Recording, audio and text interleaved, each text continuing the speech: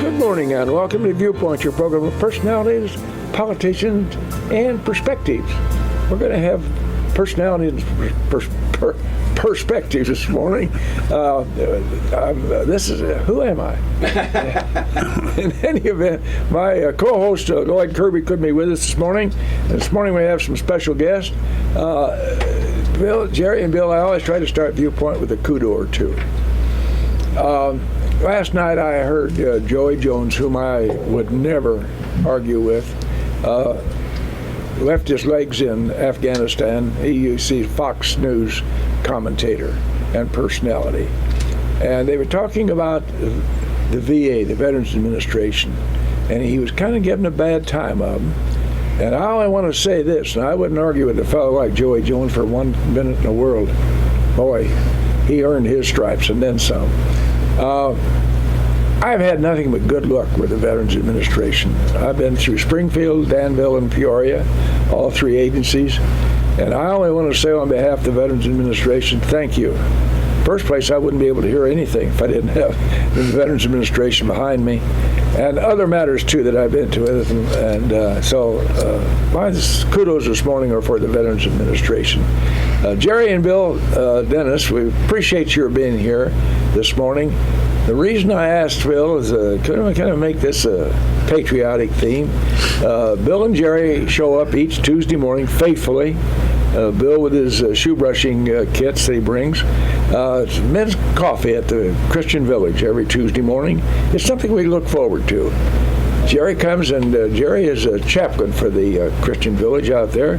That's a big job.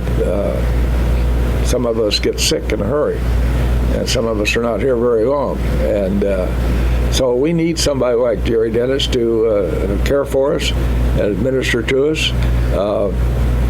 For some folks, that's the last solace that they know. So I just wanted to highlight this morning what the Dennis family does for us out there at the Christian homes. You do a great job.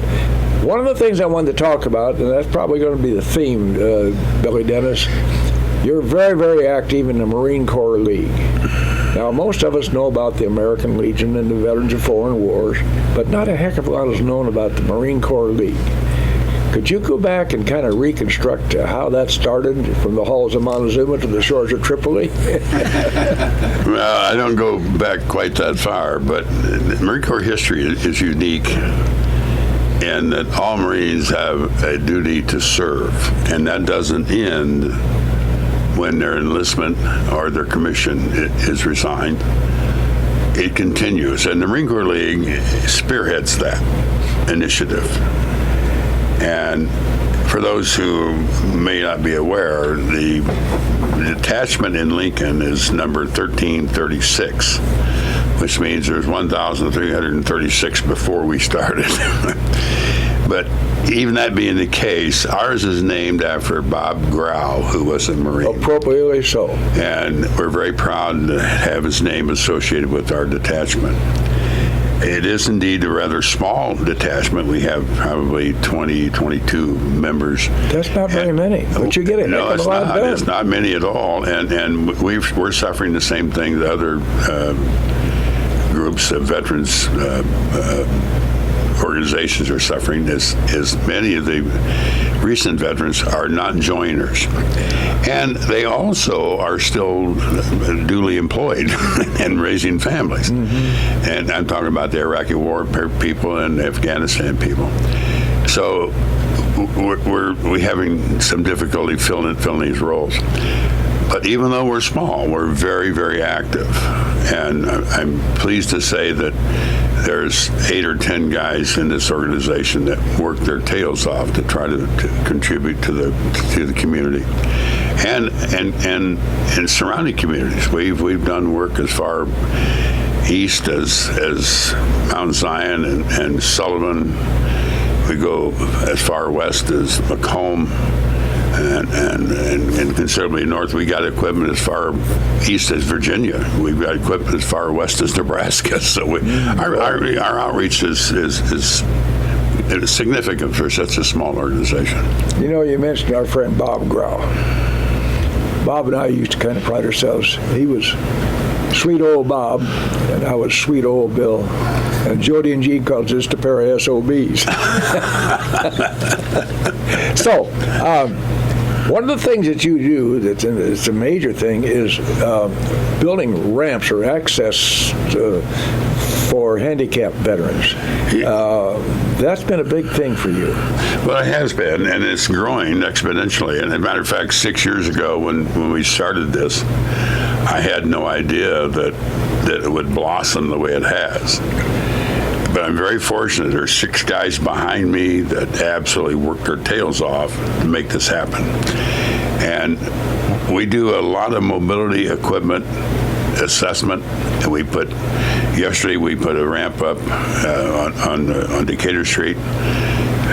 Late last week we put a ramp up on Oglesby and Lincoln for people. One happened to be an amputee, another one is a cancer victim in stage 4. They're difficult to get in and out of the house, and we responded quickly, and that's what we can do versus the VA or an insurance company. We can be there next day or maybe the same day and fill that blank. Well, just recently you went down to Southern Illinois for some we did, and now that's a long trip. It was, but it was certainly worth going. I think 4 of us went down. We drove 473 miles round trip. And the story began with a man that retired in East Peoria, Illinois. He was a disabled veteran, and he wanted to go to Southern Illinois and be close to his son. And the VA had put a ramp in for him at his home in East Peoria. So being very frugal man, he takes the ramp down and takes it with him when he goes to Southern Illinois. Sure. He calls the VA when he gets down and said, "Listen, I'm here. I got the ramp. Will you come please put it up?" And the VA said, "No, we won't do that, but we will put you up a new ramp." Bureaucracy at work. Yes. Our tax dollars at work. That's our tax dollars, yeah. So at any rate, he called me and he asked me if I'd like to have this ramp. And as it turned out, it was a bariatric ramp. Instead of being 3 foot wide, it was 4 foot wide. So not only was it unique, it was very, very costly to the VA system. So we went down and we collected that ramp, and half of that ramp is back in service now at various locations. So it was well worth the trip. Well, that's what you folks do with the Marine Corps League. I really wanted to emphasize that because not everybody realizes, as I alluded to a while ago, we all know about the American Legion. And by the way, I want to talk about that grace registration business in a little bit. And the Veterans of Foreign Wars who are having some problems, and I'm sorry to know about that. Financial problems, and it's a bad situation, and they need some help. But the Marine Corps League steps up and they do a lot of good for a very few people. Well, we've been very fortunate because we do have some very active guys, and yes, you have. Jim Harneke is Fortunately, you're all healthy. Well, you scared the daylights out of us, I'll tell you that. Well, I would say we're a signboard for health, but fortunately we still have a lot of mobility and a willingness to work. Well, I run out 3 sets of prayer beads for you. So. Thank you, Bill. God bless you. The prayers were sure answered. I didn't think I was nearly as bad off as I was, but after looking at some pictures my wife took of me when I was in the hospital bed, I said, wow. I saw one of them scared the daylights out of me, and you were well when walking when I saw it. Billy, how many do you have active? A half a dozen or so now in the Marine Corps League? We have 6 guys on the team that actually do the construction of the ramps. We also have elevators available, vertical platform lifts, and I think it's appropriate that I tell the public about this, that Zion Lutheran had installed a vertical platform lift in the back of their church years and years ago. As a matter of fact, I thought they built the building around it.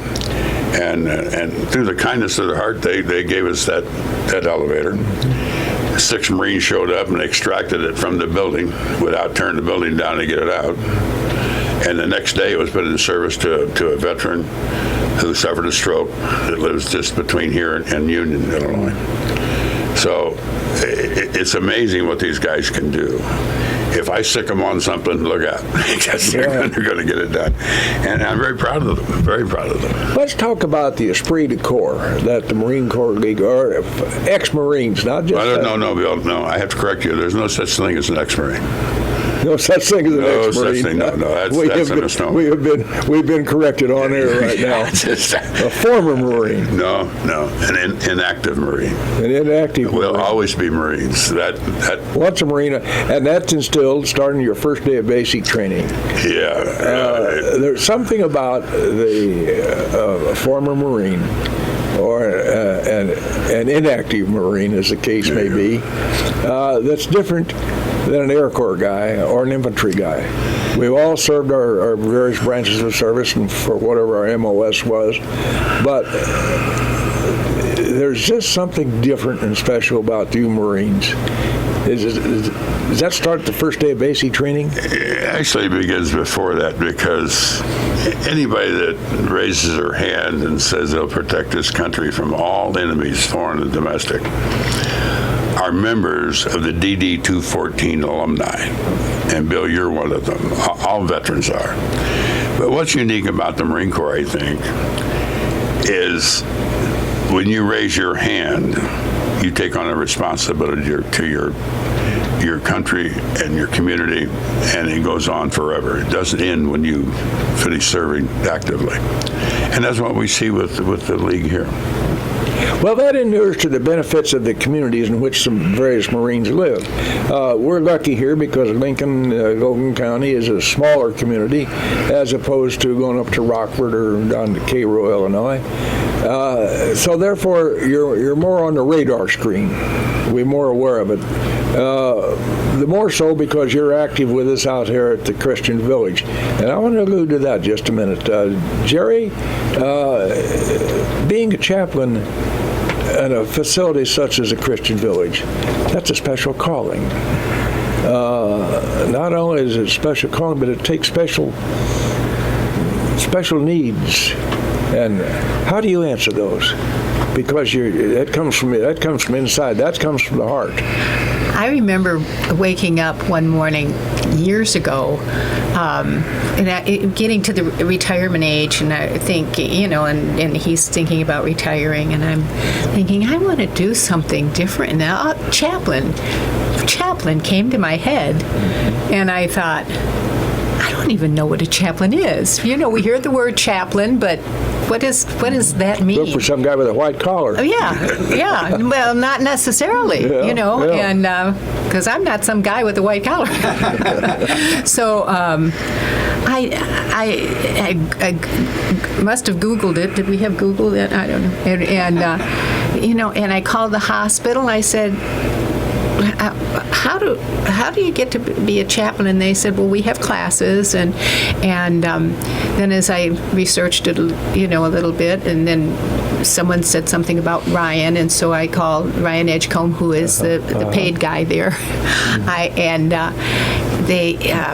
he told me, where I could do my classes. They used to, in fact, I was the first year to go to Springfield because we're always doing the chaplain classes here in Lincoln, and so I drove to Springfield every Friday for 9 months, and I was acting as a chaplain under Ryan for those 9 months, and I did like 800 clinical hours being there in for those 9 months. I think you should point out too, you were the only female in the class.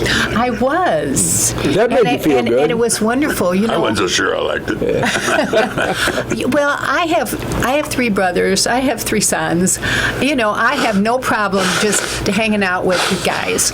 And sometimes, don't tell anybody this, but sometimes women can be a little picky, and well, that's picayune, and I I just, and we had to assess each other in our classes, and like for the midterm and then the final and stuff, and they all admitted that they were like, oh geez, there's a woman in the class, oh man, woman,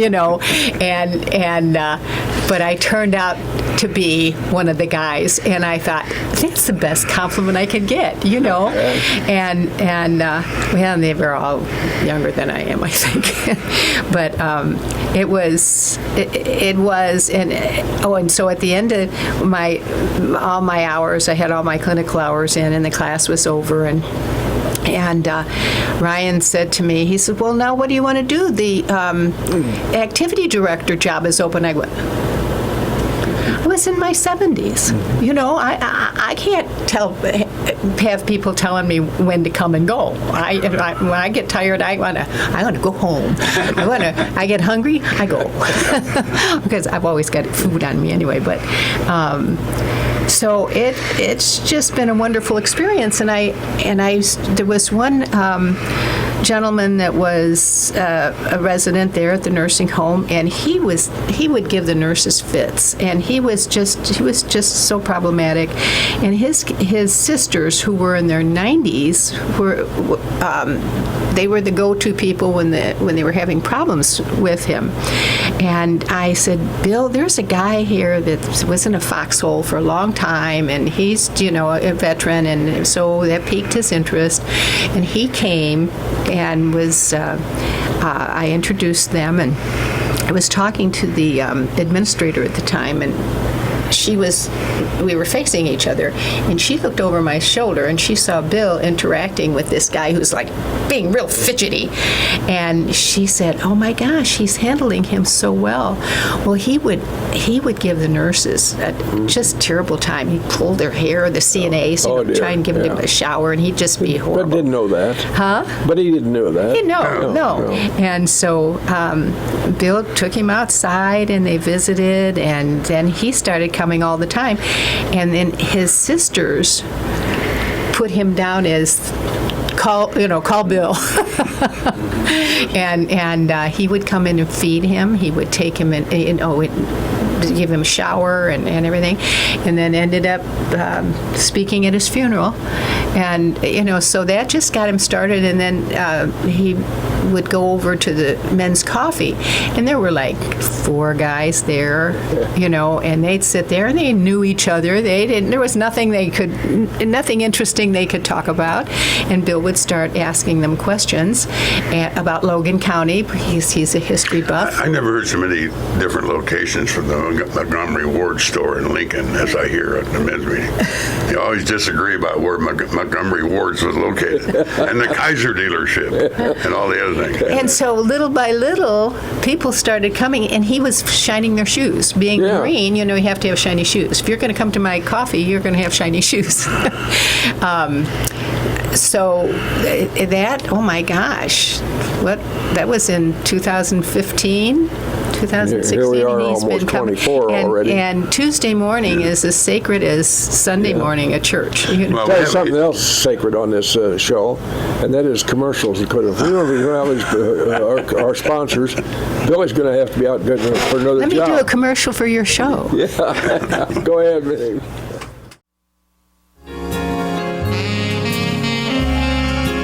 Welcome back to Viewpoint, your live program this morning on WLCN 96.3 on your FM dial.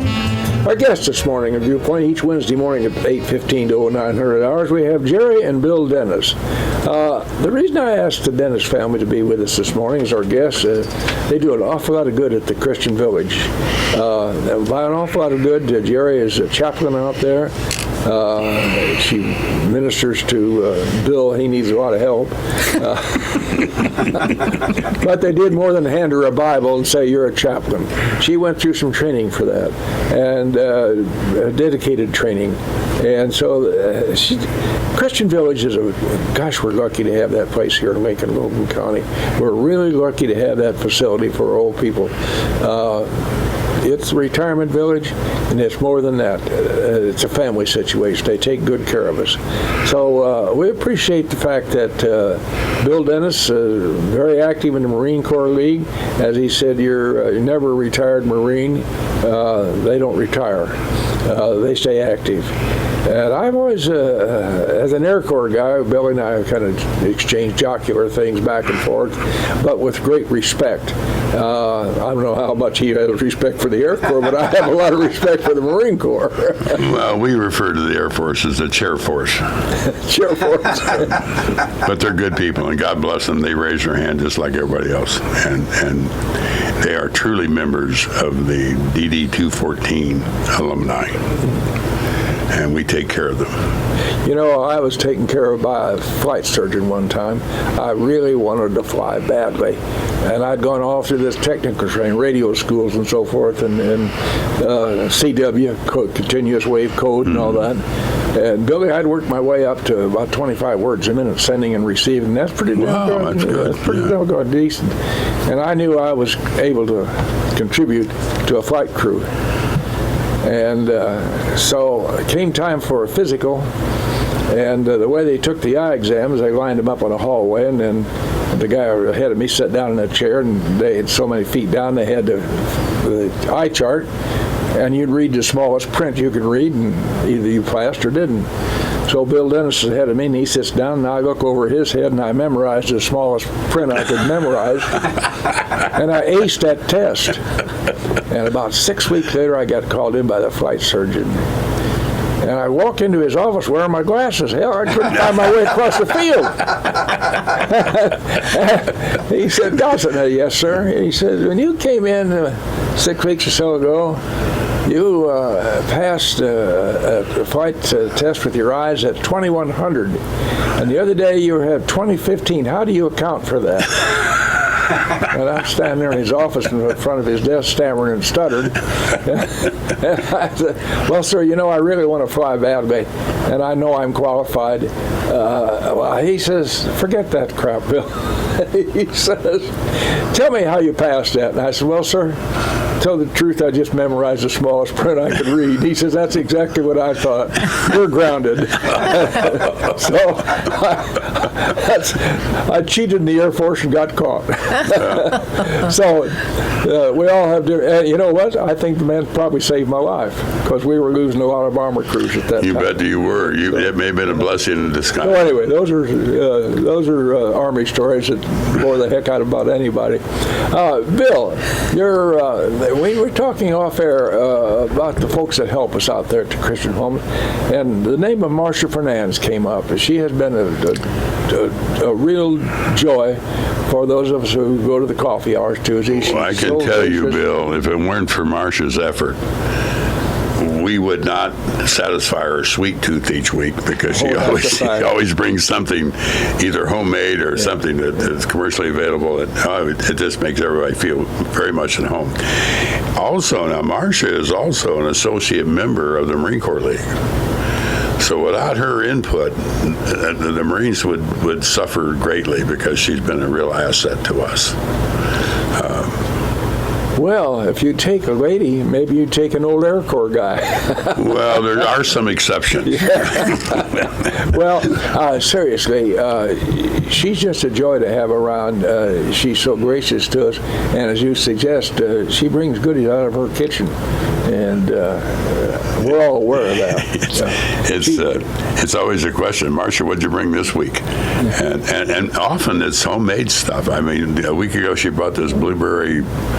I'm not sure I know what it was, but it was awfully good. Billy, I want to get serious about the American Legion. At the time of a veteran's death, the Legion furnishes personnel for his final services. You tell us how that works and how you're selected, sir. Well, it's interesting. I'm kind of a neophyte on the Honor Guard. I've been on it now for about 5-6 years. And some guys have been on it for 35 to 50 years. So I'm kind of but at any rate, it's handled through the funeral director, or it can be handled by the family. Normally it's handled to the funeral director, and then they tell us when the funeral is going to be, and what time the procession is going to come to the cemetery. And we make ourselves available for the volley and to the flag presentation. The Marine Corps League will provide families at no cost funeral flag cases. Matter of fact, Bill, I think we provided one for your brother that we shipped to Arizona. It's a service that's not highly publicized, but certainly available, and the funeral directors know that. We've performed the firing the 21 gun salute at churches. We've done it at the Catholic Church. We've done it at Bill, your church. We've done it there in the ministry. And of course, most of the time it's done at the cemetery setting. Mm-hmm. But we're flexible enough we can do it anywhere where the family chooses to have it done.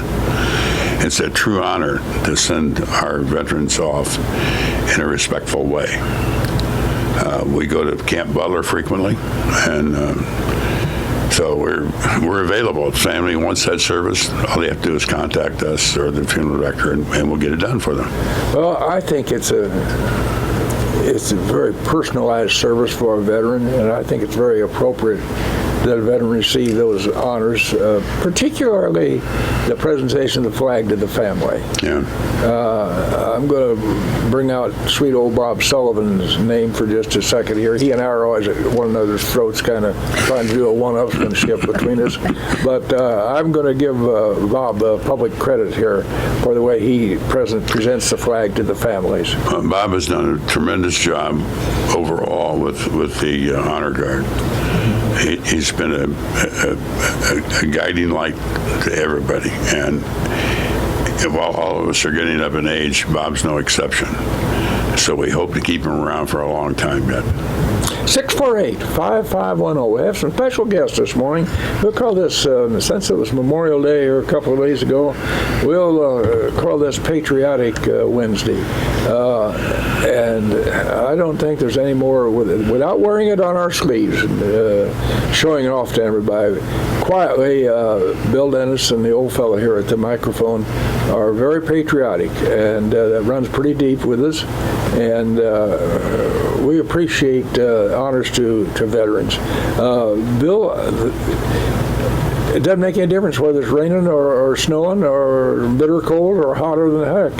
When it comes time to go to the gravesite, your American Legion squad is there. But I can tell you the coldest cemetery in Logan County in wintertime is Hartsburg, and the one over in Mount Pulaski, Steamhagen.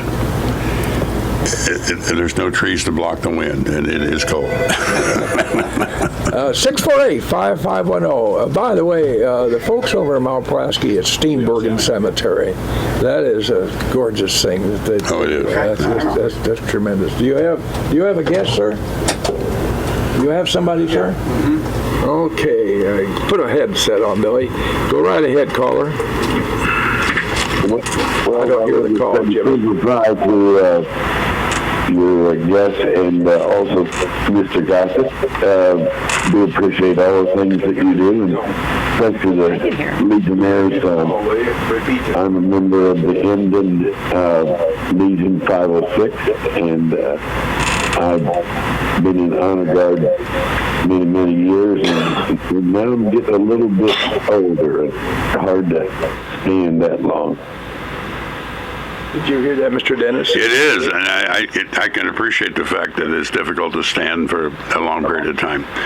The Emden Honor Guard actually is one of the older in Logan County. I'm on there. So I'm very proud of you guys. Now, but you know, as things have gone, a lot of the Emden people, because of the membership is transferred to Lincoln, we're happy to have you. We extend that to you. We have a Sons of American Legion too group that really helps out a whole lot with our homecoming and everything. So, and scholarships, I wanted to mention that we do provide scholarships at the high school here, and Hartsburg does also. So that's a really great thing. We also at the Christian Village take care of one of the Hartsburg greatest, and that's Harold Kruzmark. Yes, God. Oh, my. Yes. I was on the other flight with Harold. 100 years old. 102, yeah, whatever. 102, yeah, whatever. God love him. Going. Educated half of Logan County. So. Yes, and plus he was excellent teacher and did a lot of avant-garde work too with us. He's a tremendous person. Well, listen, I appreciate you calling in. Take care of yourselves, you guys. Well, thank you very much. God bless you. Thank you, caller. Right. So, Billy, there's somebody that does pay attention once in a while. Yeah. I'm glad to have that caller. That's the first one in Logan County in 6 months. So, Well, Bill, while we're on the air, I'd like to mention something that the public might be interested in attending. On June 14th at 10 o'clock. that's Flag Day. Pardon? That's Flag Day. That's Flag Day. The American Legion is going to have a flag retirement ceremony take place at the Legion at 10 a.m. If you'd like to attend, it's interesting to watch how that process is carried out. We had intended to have one at Christian Homes, but the one at the American Legion is going to take precedent. We'll move ours back probably till October, maybe early fall. But if you have never attended a flag retirement ceremony, it's an interesting process. So Let's just make a comment about that, Mr. Dennis.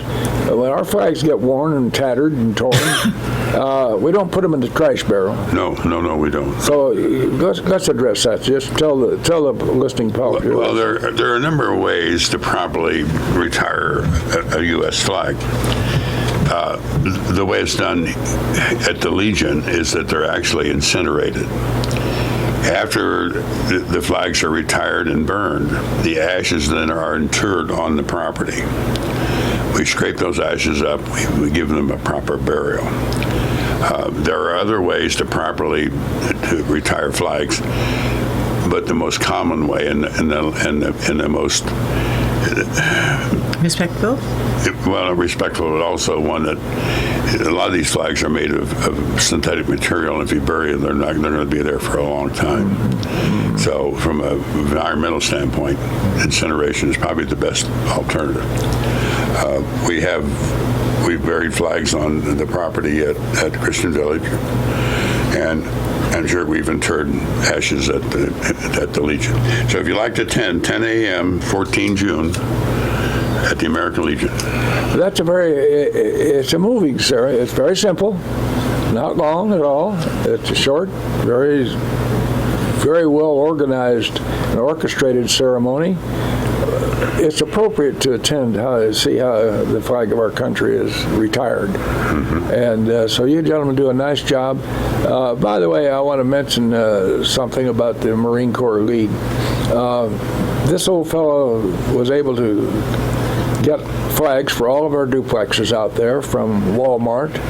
And from that day forward, I've never said a bad word about Walmart, because they gave us flags for all of our duplexes, and they gave us a couple of 20-footers on the big poles. And the Marine Corps League took care of putting those up, and they maintained them. If my flag was a problem, I could call Bill Dennis, and within the next day, somebody'd be there taking care of it.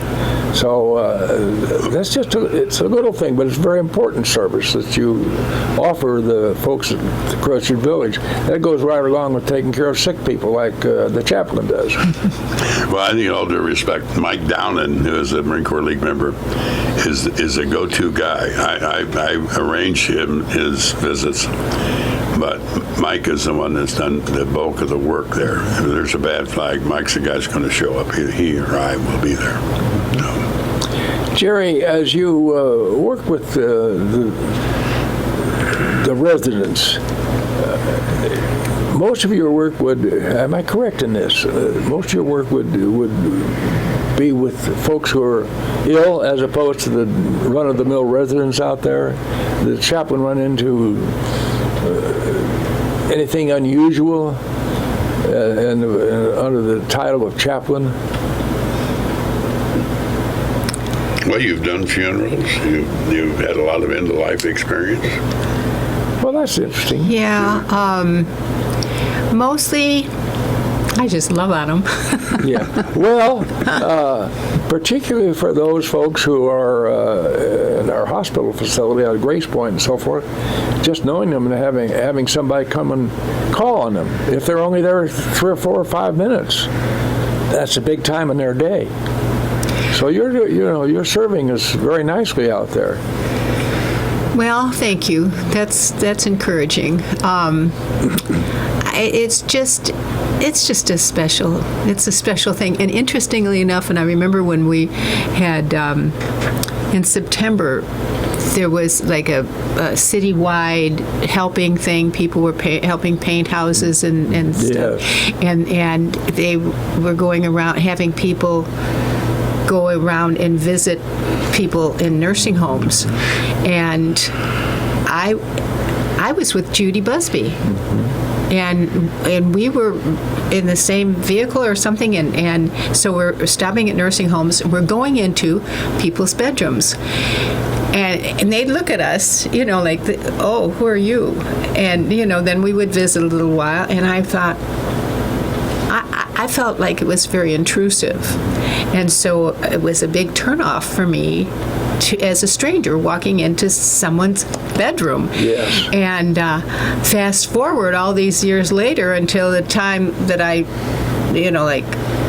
want to be a chaplain. Wait, I got to find out what a chaplain does. And that was the beginning of this. And to end up going into a nursing home, but I know the people now, and I look forward to visiting with them. They look forward to visiting with me, and I get to hug them a lot. And then here he came, and so he fixes the wheelchairs and visits with the people. And it's interesting, Bill. I show up at the nursing home, and I'm accepted, I think, for the most part. Oh, there's no question. But they always ask, well, where's Jeri? And I thought, well, am I chopped liver or what? So she has had quite an impact on the residents. There are people like my mother, God rest her soul, who was not very happy with her own decision. It was her own decision to put herself in the Christian homes, unbeknownst to her son, until after it was a fait accompli. And she would be tough for you to call on. And she also didn't want you to look at her in her lingerie drawer, because that's where she kept her whiskey bottle. So far, I haven't found any whiskey bottles. That was a little thing in the family. We always laughed, because when they do her laundry, then they'd put it on her bed, and then they'd put it away for her, and she'd just leave it alone. I'll take care of that. Tim Serberg laughed about it. She only did it at night. She had one shot, and that was it at night, every night, but that was her sacrosanct nightly movement. And how long did she live, Bill? She was 92. Okay, well, I tell you, it might be some... That sounds younger and younger to me. Well, since I look at my age, it seems really young. Yeah. But have there been anything, Billy and or Jeri, has there been anything unusual incidents that you would call maybe even humorous, or maybe not humorous, maybe sad, that you come across? Bill, I want to, I don't know how to approach this, but the Marine Corps League sometimes does not have equipment available to us that would be appropriate for somebody that had called in or that we've contacted. And I have to tell you, I think it's God's providence. Within days, that equipment will show up someplace. It's amazing. And I am not a particularly devout Christian. I'm certainly a Christian. Well, your priests speak highly of you. I don't know what he knows what he's talking about, but his priest does speak highly of him. I can tell you, it's really amazing what has happened, and it can't be simply an accident, because it happens too frequently. I mean, this gentleman that needed a vertical platform lift in Union, and we didn't have one. They were all deployed. They're out. And all of a sudden, Jim Harneggy called me and said, listen, the priest or the minister at Zion wants to give us the vertical platform lift. there we are. There we are. It's amazing. I found my role in this. We were delivering a wheelchair, transfer chair, to a lady doctor whose father was in the nursing home.